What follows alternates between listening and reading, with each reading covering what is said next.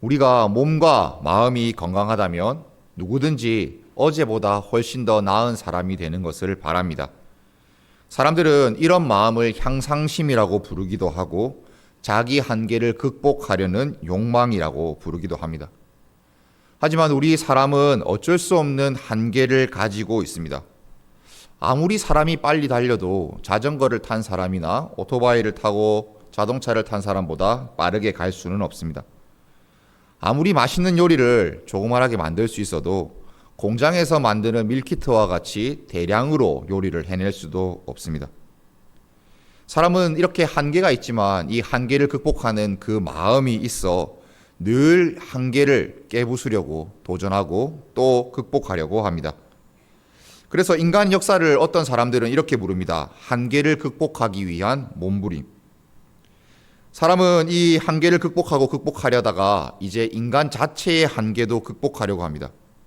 사람을 뛰어넘어 무엇인가 할 수 있는 일들을 해보려고 하는데 이런 시대사조와 또 이런 마음들, 이런 사상들이 교회와 우리 성도들 마음 사이에도 깊이 스며들어 있습니다. 그러다 보니 어떤 일이 일어나냐? 하나님이 아니라 우리가 분명히 만들어진 존재임에도 불구하고 우리 인간의 한계를 뛰어넘어 하나님처럼 되려고 애를 씁니다. 하나님을 닮아가고 하나님의 형상을 드러내기보다는 하나님처럼 되려 하는 우리의 모습, 어떻게 보면 아담과 하와 이후에 태어난 모든 사람들의 본성과도 같습니다. 하나님을 닮아서 하나님의 뜻을 나타내는 것이 아니라 하나님은 없어도 되고 내 삶의 주인은 내가 되고 내가 모든 것을 결정하고 살아가려고 하는 것입니다. 이런 세상에서 살아가는 우리에게 또 하나님께서는 무엇을 말씀해 주십니까? 오늘 말씀에서 하나님이 어떤 분이신지 또 그분이 우리에게 무엇을 원하시는지 알려주고 있습니다. 함께 하나님의 말씀을 나누며 나는 여호와라 다른 신은 없느니라 라는 이 말씀으로 은혜를 누리는 저와 여러분들 되시기를 주님의 이름으로 축복합니다. 이사야 45장 저와 여러분이 함께 읽은 이 본문은 하나님께서 선지자 이사야를 통하여서 하나님의 백성들에게 하나님의 뜻을 알려주고 있습니다. 그런데 하나님의 뜻이 지금 선지자를 통하여서 이 백성들에게 임하고 있는데 1절에 보시면 이 말씀을 듣는 사람을 누구라고 하고 있습니까? 들어라 라고 말하는 사람의 이름을 보니 고레스라고 하고 있습니다. 이 고레스 많은 분들이 아시다시피 그는 페르시아 제국의 왕이었습니다. 또 여러분들이 잘 아시다시피 이 고레스가 지금 이 이사야를 통하여서 말씀하시는 하나님의 말씀을 들었다는 것이 이해가 되지 않습니다. 선지자 이사야가 활동할 때에는 그 당시에 그 고대 근동을 지배하려고 했던 나라는 바벨론이었고 이 바벨론이 망하고 난 뒤에야 페르시아 제국이 세워졌는데 지금 아직 남유다도 망하지 않았고 바벨론이 아직도 활동하고 있고 또 남유다가 바벨론에 의해서 멸망하기 한참 전에 지금 고레스에게 하나님께서 말씀하시는 것이 이해가 되지 않습니다. 그냥 시기적으로 대충 계산을 해보면 150년에서 160년 이후의 사람에게 하나님께서 말씀하시는데 이 말씀하시는 것을 이사야를 통하여서 말하고 계시는 것이 이해가 되지 않습니다.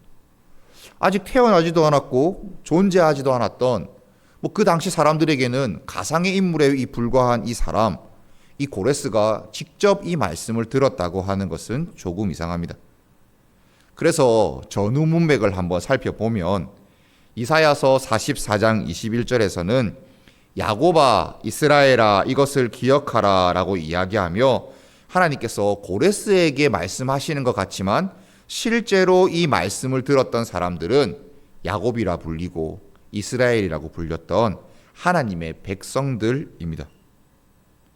그러면 하나의 질문이 생깁니다.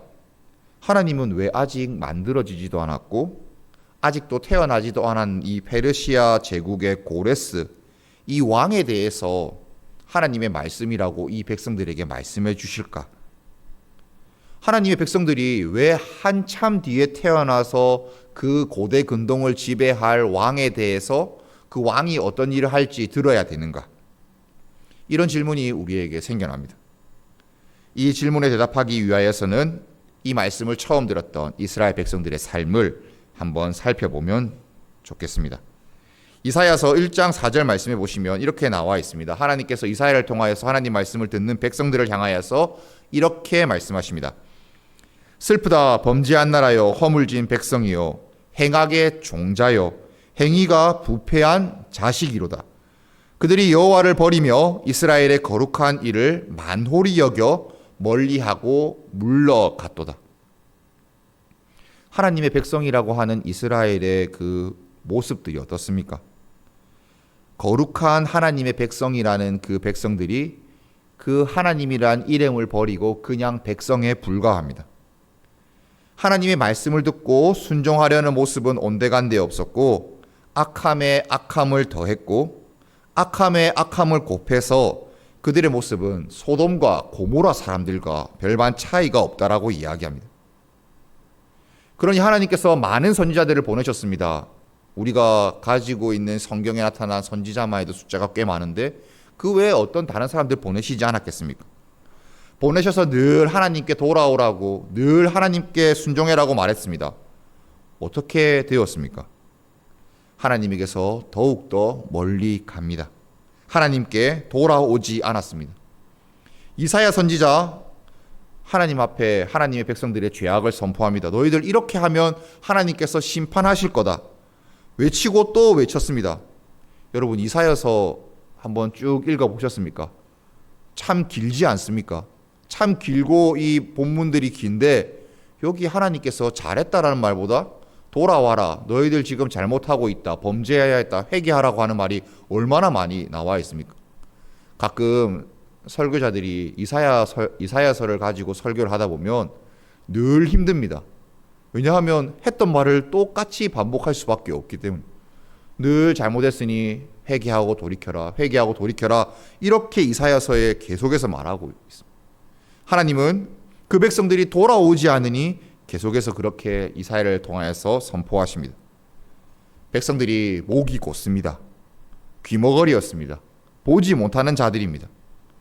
그러면서 오히려 자기들은 하나님 백성인데 지금 하나님의 뜻대로 잘 살고 있는데 왜 이사야 당신이 하나님 말씀을 전한다고 왜 우리를 틀렸다고 하고 돌아오냐고 이야기하며 판단합니다. 하나님의 백성이 하나님에게서 멀어지니 이제 하나님께서 돌이켜라라고 하시는 말씀도 그 마음에 받아들여지지 않는 겁니다. 너희들은 죄인이다. 돌이켜라. 하나님께서 심판하신다. 이 말이 이제 더 이상 마음에 와닿지가 않는 겁니다. 얼마나 멀리 하나님에게서 떨어졌는지 하나님께서 잘못했다라고 하는데 오히려 그 잘못했다는 말을 듣기가 싫은 겁니다. 저와 여러분도 비슷하지 않겠습니까? 지금 잘 먹고 잘 사는데 지금 아무 일 없이 무사평안한데 망한다. 쫄딱 망한다.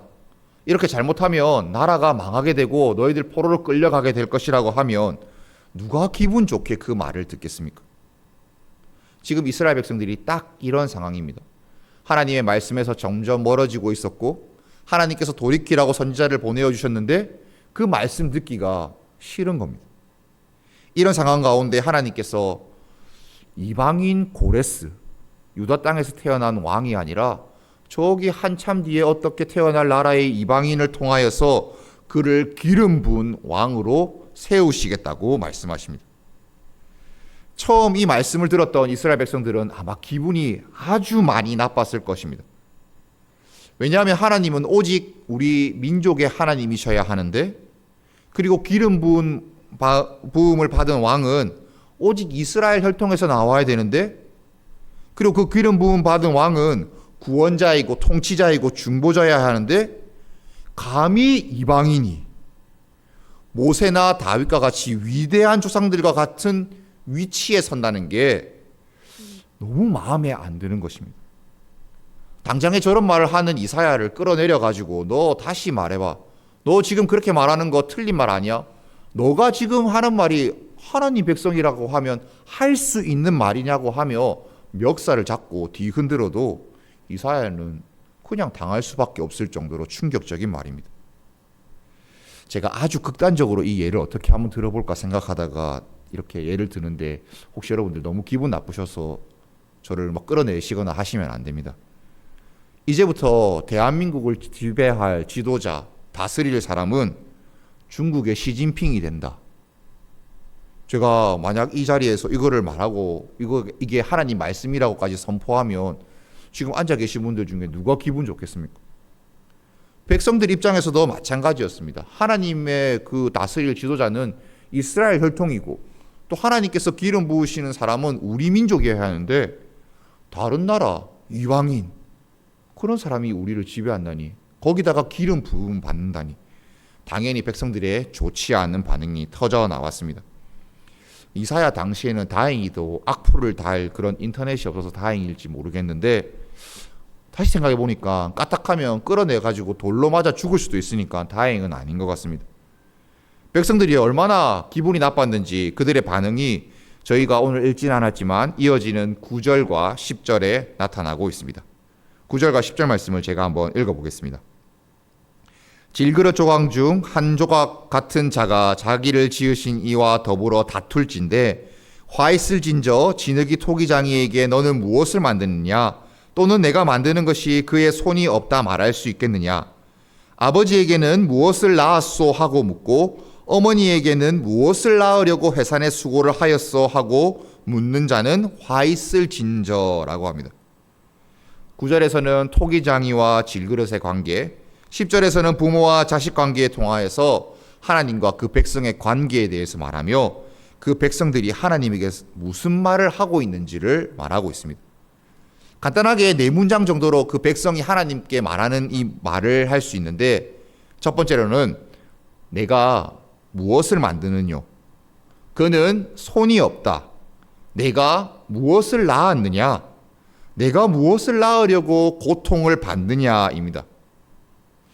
어떻습니까? 여러분, 그 백성들이 하나님을 향하여서 말했던 이 말이 느낌이 잘 드십니까?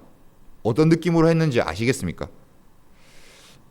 저는 사실은 처음 읽었을 때 이 말이 그다지 마음에 확 깊이 와서 닿지는 않았습니다.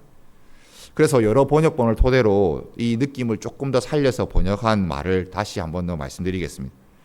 하나님, 당신은 무엇을 만들 수 있습니까? 하나님, 당신에게는 손이 있으나 마나입니다. 하나님, 왜 나를 자식으로 낳았습니까? 하나님이 나를 낳을 때 뭘 하려고 고통을 당하셨습니까? 이스라엘 백성이 하나님에게 하는 이 말 듣기 거북하시지 않습니까? 하나님이 무엇을 만드셨는지, 하나님 만들었는데 제대로 만들 손이 없는 분이라고 하나님께 묻습니다. 아무런 능력이 없는 신으로 하나님을 격하시킵니다. 하나님은 손으로 만드신 것이 아니라 그냥 말씀으로 만드셨는데 하나님의 창조가 손으로 안 했으니까 제대로 된 것이 아니라고 만들어 버립니다. 정말 뻔뻔하고 악랄하게 하나님이 창조주로서의 능력이 없다라고 하나님께 비난합니다. 하나님, 손이 있으면 제대로 한번 만들어 보시던가, 하나님께서 능력이 있으면 한번 제대로 만들어 보시던가. 하나님께 감히 창조주 하나님께 이런 말들을 하고 있습니다. 말이 참 무서운 게 한번 악독한 마음을 품으면 끝까지 가는 성질이 있는 것 같습니다. 10절에서는 이 백성들이 하나님께 자녀로서 아버지, 부모님께, 어머니께 해서는 안 될 말을 하고 있습니다. 여러분들, 이 백성들의 말이 여러분들의 자녀들이 어느 날 말한다고 한번 생각하고 들어보십시오. 당신은 나를 당신의 자식이라고 하는데 왜 나를 낳았습니까? 왜 나를 낳았고 왜 당신이 나를 낳은 고통을 받았다고 지금 저에게 이야기합니까? 나하고 그게 무슨 상관이 있습니까? 부모님들 한번 생각해 보십시오. 왜 낳았는지, 왜 고통받았냐고 말하는지, 당신하고 나하고 무슨 사이인지 부모에게 이렇게 말하는 자녀의 말, 얼마나 가슴이 아프고 쓰라립니까? 이런 상상을 하게 해서 정말 죄송합니다. 죄송할 정도로 그 백성은 하나님께 해서는 안 될 말을 하고 있습니다. 하나님이 이 백성들에게 이런 말도 안 되는 비난을 받으십니다. 다른 이들도 아니고 자기가 구원하고 지켜왔던 그 백성들, 자기 자녀들에게 이런 비난을 받으십니다. 어쩌면 이들이 지금 하나님께 하고 있는 이 비난은 하나님께 할 수 있는 가장 최대한 악랄한 비난인 것 같습니다. 도저히 하나님께 해서는 안 되는 비난을 이 백성들이 하나님께 감히 쏟아붓고 있습니다. 오후 예배 나오셔서 하나님의 말씀을 듣고 계시는 성도 여러분, 여러분은 이 하나님을 향한 이 백성들의 비난이 혹시 놀라우십니까? 감히 이런 비난을 해도 되겠다라는 마음이 드십니까? 저는 사실 이 백성들의 비난이 그렇게 크게 놀랍지는 않습니다. 그러면 저에게 이렇게 물어보실 수도 있겠죠. 저들이 하는 말이 안 놀랍다고요? 저는 성경에서 이런 말을 하나님께 돌리는 사람들을 처음 봅니다 라고 말씀하시는 분도 계실 것입니다. 그러나 성경에 나와 있지 않아도 하나님께 이런 비난을 하는 사람들을 말과 행동으로 하는 사람들 지금 오늘도 있습니다. 아닌 척하지만 하나님께 맡기지 않고 그 뜻을 구하지도 않는 사람들이 있습니다.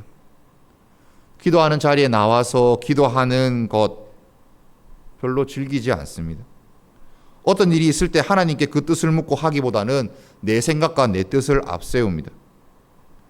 어떤 일이 일어났을 때 그것을 해결하기 위하여서 하나님이 무엇을 원하시는지 생각하고 교회를 생각하기보다 나의 자존심, 나의 마음, 나의 기분과 감정을 먼저 앞세웁니다.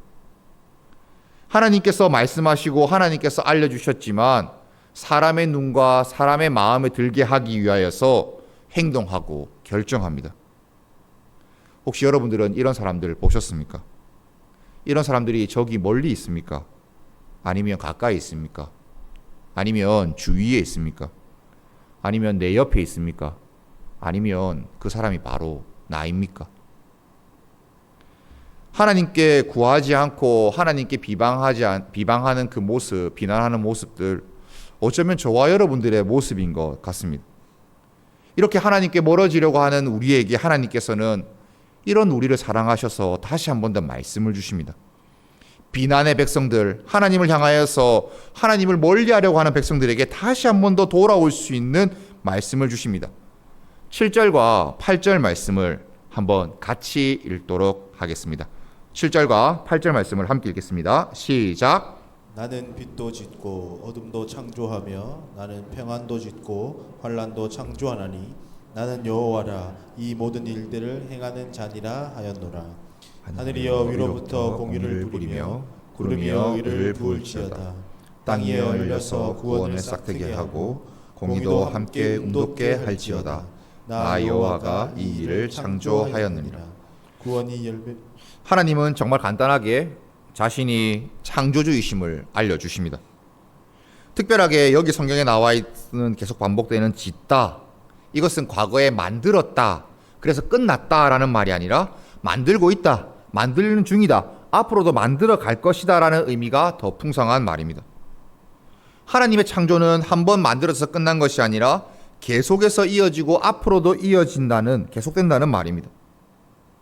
이 평안을 하나님께서 계속해서 만든다고 말씀하시는 이 말이 우리에게 은혜가 됩니다. 평안이 계속해서 만들어지고 있다는 이 말은 평안을 우리로 하여금 당연하게 여기지 않게 합니다. 저와 여러분이 평안할 때 우리는 이 평안이 그냥 지금 한순간의 감정이나 한순간의 하나님의 도우심으로 생각하고 우리가 무엇인가 잘해서 지금 이런 결과가 있다라고 생각하는데, 이 평안은 하나님께서 잘 만들어주셔서 우리에게 주시지 않으면 우리가 누릴 수 없는 것입니다. 하나님께서 우리에게 이 평안이라는 것을 만들어주셔서 우리에게 주시는데 우리는 평안하니 그냥 이 모든 것이 그냥 저절로 있는 것처럼 생각하고 하나님을 비난하고 하나님에게서 멀어지기가 쉽습니다. 우리가 어떻게 해야 되겠습니까? 하나님께서 분명히 말씀해 주시는 것처럼 우리 삶에 베풀어 주시는 이 모든 평안이 그냥 되는 것이 아니라 하나님께서 만들어 주셔서 우리에게 주시는 것을 알고 감사해야 합니다. 우리에게 주어진 것 어느 것 하나 그냥 된 것이 없고 그것을 하나님께 감사할 수 있는 마음이 있어야 우리는 하나님을 향한 비난이 아니라 인정으로 하나님께 기꺼이 나아갈 수 있습니다. 저와 여러분 중에 그 누가 미래의 일을 알 수 있겠습니까? 우리는 너무 사람의 시간에 갇혀 있기에 미래에 대해서 아무도 알 수 없습니다. 하지만 하나님은 우리를 향한 미래의 계획들을 가지고 계시며 늘 인도하시는 분입니다. 그러니 지금 당장에 우리 가운데 어떤 평안과 고난, 어떤 상황이 있을지라도 우리는 당장에 하나님의 말씀을 의지하며 그분께 나아가야 합니다.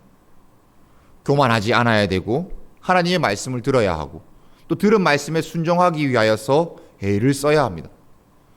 혹시나 하나님 말씀이 우리 가운데 들리지 않고 깨닫지 못했으면 그냥 잠시 멈추어 있는 것도 순종입니다. 비난하고 하나님 무엇 하시냐고 하나님께 소리치는 것보다 오히려 침묵이 낫습니다. 하나님의 말씀에 순종하지 못한다면 우리가 순종하게 해달라고 기도하면 되지 않겠습니까? 하나님은 아주 잔인하게 하나님을 비방한 그 백성들에게도 말씀을 주시며 다시 한 번 더 하나님의 뜻에 돌이키기를 바라신다면 오늘도 하나님의 말씀을 듣고 순종하러 나아온 저와 여러분에게는 어떻게 하시겠습니까?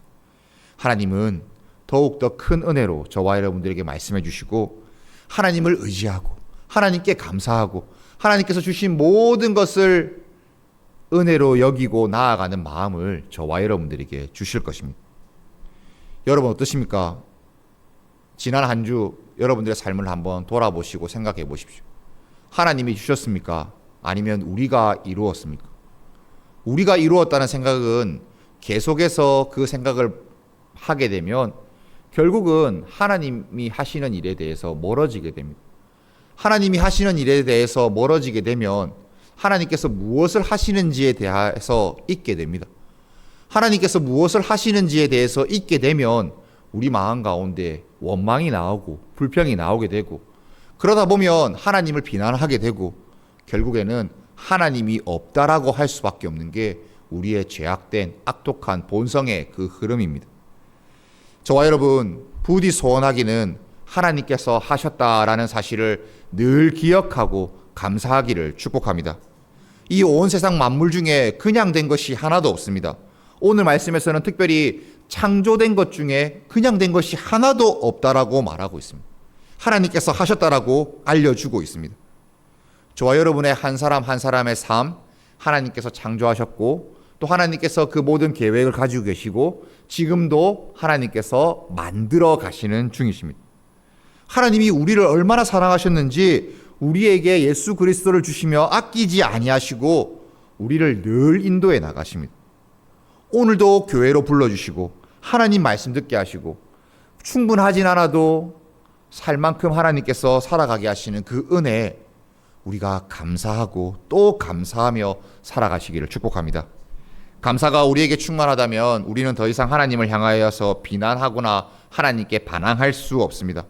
더욱더 우리에게 말씀하시고 인도하시는 하나님을 믿음으로 신뢰함으로 살아가게 됩니다. 여러분 목사인데 이렇게 물어봐서 죄송하지만 하나님께서 인도하시는 거 잘 보이십니까?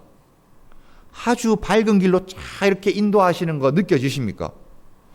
저는 목사인데도 가끔은 하나님이 저를 이 길로 왜 가게 하시는지 믿기는 하지만 진짜 신나게 흥겹게 발을 내딛기가 어려울 때가 종종 있습니다. 그러면 정말 인도하시는 길이 맞나? 맞을 텐데 맞으니까 한번 가보는 것 같은데 힘들고 어려울 때가 있습니다. 다들 그렇지 않으십니까? 저만 그렇습니까? 다들 그렇지 않습니까? 하나님께서 인도하시는 거 맞는 것 같은데 조금 어렵고 힘들고 애매모호하고 그렇게 어려울 때 있지 않습니까? 하나님을 더욱더 신뢰하고 하나님 말씀 가운데 우리에게 주시는 그 은혜들을 앞서서 하신 것들을 계속해서 기억할 때마다 이 길이 훨씬 더 선명해지는 것은 하나님께서 오늘 우리에게 말씀을 통하여서 알려주시는 바입니다. 창조주 하나님께서 우리를 주관하시는 그 인도하시는 것을 여러분들 믿고 살아가시기를 축복합니다. 오늘부터 시작된 한 주간의 삶 하나님 말씀에 순종하십시오. 하나님 뜻을 더욱더 구해 주십시오. 만약 이것이 잘 안 되면 더욱더 기도하시며 하나님께서 오늘 말씀하시는 나는 여호와다. 다른 이가 없다. 다른 신은 없다. 너희들은 나에게 와서 구하고 또 구해라. 그러면 내가 너희들을 창조의 능력으로 인도하겠다라고 하시는 이 하나님의 말씀. 이 말씀이 저와 여러분이 붙잡은 말씀이 되고 그래야 해서 여러분들의 삶에 우리 하나님이 진정으로 참 하나님 되시고 그 하나님을 의지하고 살아가는 저와 여러분들 되기를 우리 주님의 이름으로 축복합니다.